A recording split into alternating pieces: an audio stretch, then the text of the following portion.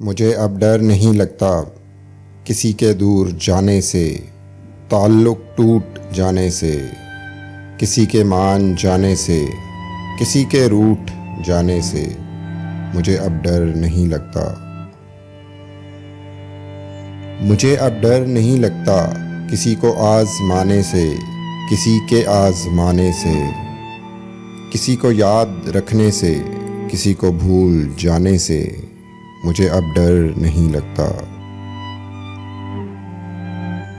مجھے اب ڈر نہیں لگتا کسی کو چھوڑ دینے سے، کسی کے چھوڑ جانے سے، نہ شمع کو بجھانے سے، نہ شمع کو جلانے سے مجھے اب ڈر نہیں لگتا۔ مجھے اب ڈر نہیں لگتا اکیلے مسکرانے سے، کبھی آنسو بہانے سے، نہ اس سارے زمانے سے، حقیقت سے فسانے سے مجھے اب ڈر نہیں لگتا۔ مجھے اب ڈر نہیں لگتا کسی کی نارسائی سے، کسی کی پارسائی سے، کسی کی بے وفائی سے، کسی دکھ انتہائی سے مجھے اب ڈر نہیں لگتا۔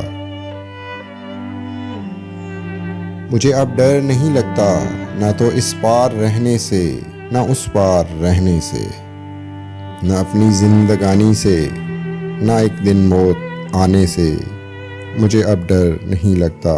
مجھے اب ڈر نہیں لگتا۔